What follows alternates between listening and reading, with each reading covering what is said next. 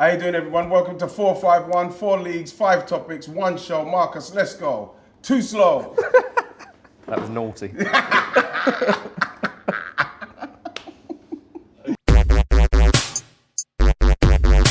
Coming up is Roberto Martinez, the most underrated manager in the Premier League. Are the Stoke fans right to boo Tony Pulis? And who would you like to leave your club now? But first, let's go to North London. Arsenal, Spurs, they're battling out for third or even fourth spot. Yeah.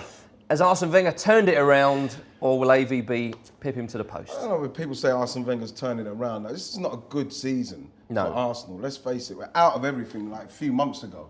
And fourth place is all that Arsenal can go for. And that's not good enough for a club like Arsenal. I've said it for many, many years. I get a lot of stick from Arsenal fans. I don't slaughter the club. I don't slate the club. Yeah. You scored goals for the club. I love the club. You know what I mean? The fact is that I went to that club and the expectation was you had to win something. Yeah. You know what I mean? I couldn't imagine playing under George Graham and fourth place being enough to say that it's been a good season. But now the way it's gone and the way this season's gone, fourth place, if we do get fourth place or even third, that will be seen as a good enough season for Arsenal. But what about Spurs though? The last time they finished above Arsenal was '95, so it would be a great season for them if they finished above Arsenal. They've been good this season. I mean, Gareth Bale's obviously been magnificent, and AVB's done a good job there. I still think though Arsenal will beat them. I really do, and I think it'll be another season with Spurs where they think, we were 7 points. Boston Strangler just kicked in and choked them again. Do you know what I mean? You know the thing is, can I just say, please do. With Gareth Bale's injury coming at the time it's coming. Yeah, that's right. Aaron Lennon as well. You know what I mean? Defoe.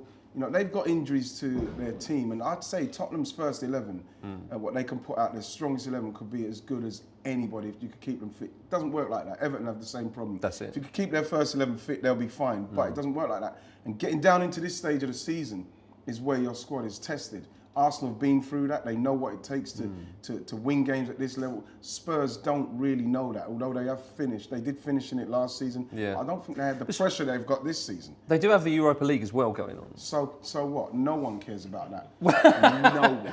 Well, we'll agree to disagree. It is so a poor relation to the Champions. It's so, you know what I mean? I think it's only the Spanish teams that really care about that. Oh, come on. Are you going to tell me that the Chelsea players are happy to be in that? Well, I don't mean they're happy, but you're in a competition, you might as well win it. Yeah? Yeah, but the Champions League, but that's not... you know what? It stopped being a competition when the teams from the Champions League went down into it after they've had this time in the Champions League. It's rubbish competition. I think we can... Rubbish. You know what? I want Arsenal to say, if we don't finish in the top, I want Arsenal to say, you know what? We don't want to play in that. I think we can all agree when we say bring back the Cup Winners' Cup. Yeah, great competition. Marvellous. Especially when you've won. There you go. Stoke City, what's going on? Beaten again this weekend. What's that? 5 points in 2013. Fans are booing Tony Pulis. Should Tony Pulis be booing them? Because what does Stoke expect? What are you expecting, really? With all due respect. Well, what are you laughing for? Just laughing at your mannerisms. Thank you very much. That I've enjoyed over so many years of your media work. But Tony Pulis shouldn't boo the fans because they outnumber him. So we'll deal with that now. But also, I do think they're a little bit unfair to boo Pulis because he has done a lot for that club.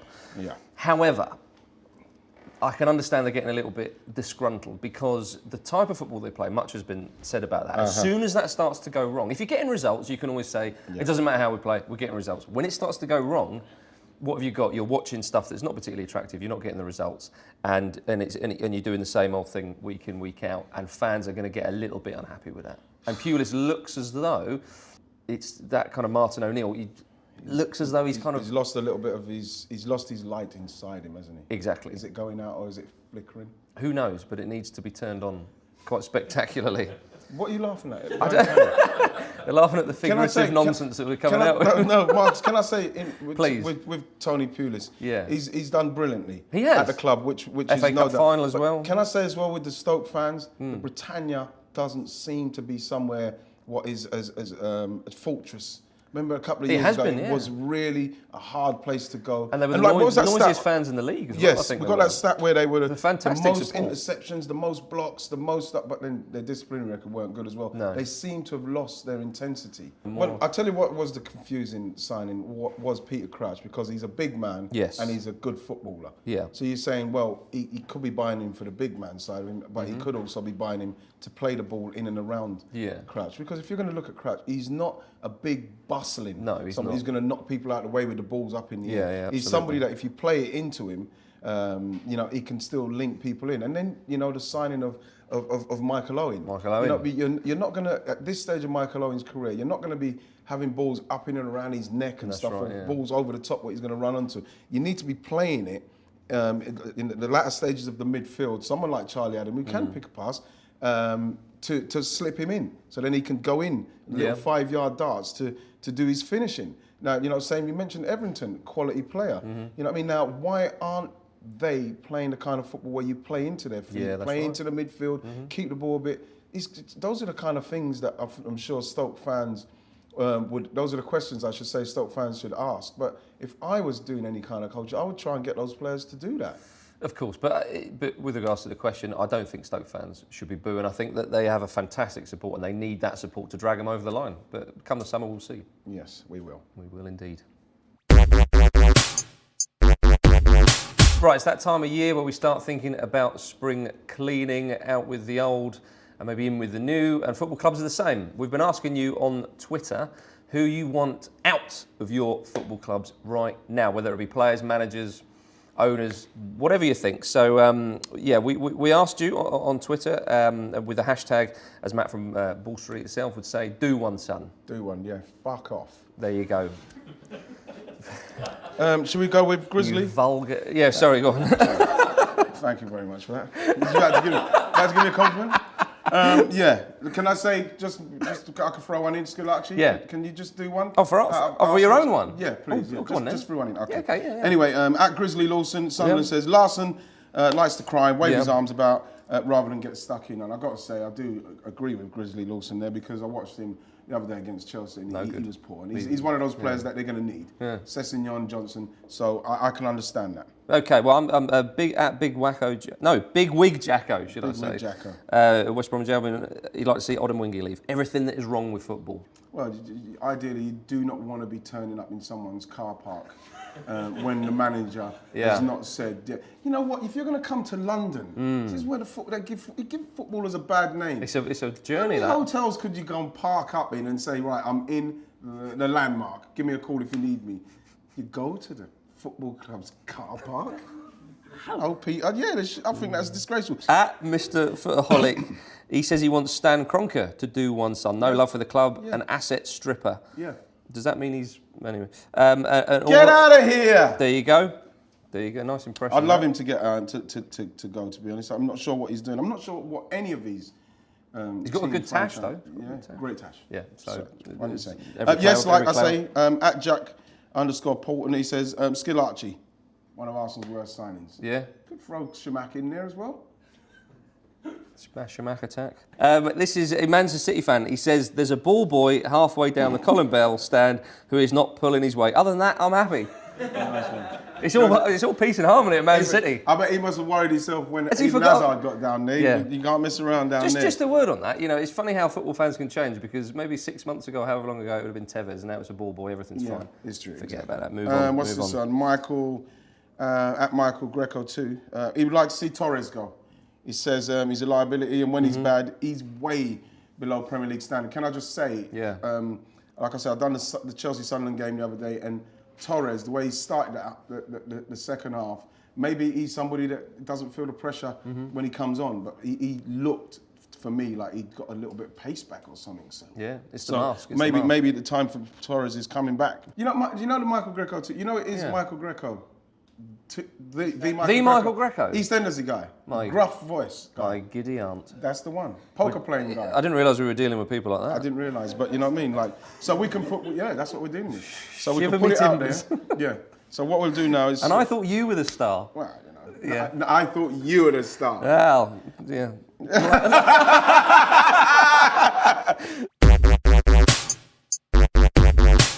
Okay, Wigan, that time of the year again. We're in a relegation battle. Wigan have find themselves right amongst it. And they look to me like they're getting out of it. I've got to ask the question, is Roberto Martinez the most underrated manager in the league? Underrated? Yeah. I don't think he is, because I think a lot of people rate him. So by that rationale, but I think it's a funny one with Wigan, and we all know that they start poorly and they end well and they get out of there just in the nick of time. But I think people do recognise Martinez, actually, especially what he did at Swansea as well. So I wouldn't say he was underrated, but what I would say is I think he could manage at a bigger club than Wigan. 39 years old as well. Very young. You know, so can I just throw one in? Please. Quick one. When you consider how they actually get to this stage of the season, then they save themselves. The form that he has from the start of the season up to now, do you think other managers would have been sacked by now? Well, quite it's possibly. Not good. Quite possibly, yeah. He does it all the time, and he finishes the season. They end up kind of easing themselves out of it, and everybody's all happy. And it's almost like, you know, like when, like I don't know, Sugar Ray Leonard beat Marvin Hagler. Every 30 seconds of the last 30 seconds of the round, he beat her, and it looked like, oh, he's brilliant. Yeah. But that's what we're going to do. Do you think that's what he does? He does a Muhammad Ali routine? No. He's doing a Sugar Ray. He's doing a Sugar Ray Leonard. Okay. Last end of the season, last knock-ins, he puts on a massive show. They do this unbelievable escape act, and it looks like Wigan are brilliant, and he's done great managerial work. But in the main, like maybe underrated at the start was the wrong word, but in the main, his managerial skills, yes, they played decent football, but they're in and around the bottom. It's true. It's absolutely true. I mean, you could argue that he doesn't have a lot to work with at Wigan, but then, but he has kept them in the division for 4 seasons, I think, something like that. He's got them to their by the skin of your teeth. But they've kept them in it though. Wigan, I think if you look at Wigan without Martinez, they would be in danger. I mean, well, they're already in danger, granted, but I think I think that. Unless they replaced Martinez with someone of equal stature or better. Well, exactly. Because I'm saying this is why. You know, he's been very loyal to them. Yeah. You know what I mean? Villa was in for him, Liverpool was in for him. He has been loyal. Yeah. But the fact is that you'd have to get an aspiring manager coming from maybe a lower league who wants to get into the Premiership to take the Wigan job. It's not a glamorous job, and I've got a lot of respect for the chairman and Martinez and the Wigan fans, because they do try for their team, but it's not the kind of job where a manager's going to go to in respects of trying to say, I'm going to take Wigan to the next level. It's a stepping stone. Yeah. It'd be interesting to see how they attract the next manager if Roberto Martinez went. Yeah, absolutely. Well, if you got an opinion on Martinez, then comment below or tweet us at @ball_street.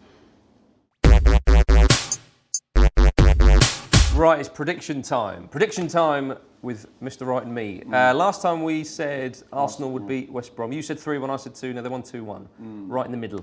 Yeah, I got mine more wrong, if anything. Let's go. We're talking FA Cup, Millwall v Wigan in the semi-final at Wembley, of course. I remember going to Millwall Wigan because I remember when I was 9. Yes. The first place I ever saw a game.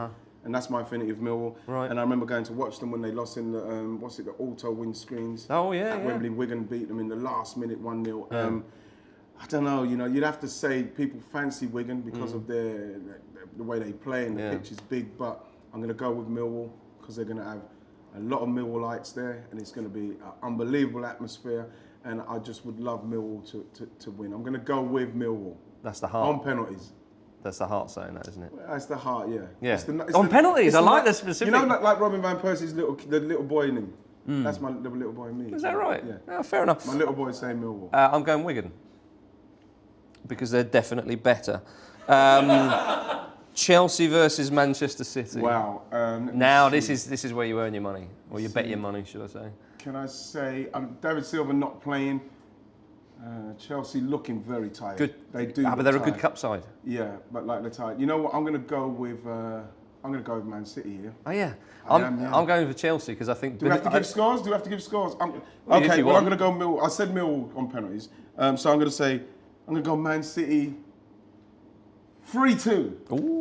I have goals in my game. You don't give a damn, do you? Yeah, I don't give a shit. Yeah. You know what I mean? I have goals in my game. What are you going for? I'm going 1-0. What a shit game that is. It's going to be a poor game. Whatever I say, it won't influence actually what happens. Well, but I think Chelsea will win 2-1, and I think Benitez will win them the FA Cup, and I really hope he does because he gets to you know. Can I just say a quick one on Benitez? Yeah, go on. Saying that he will get the Liverpool job at some stage. Is that what we said?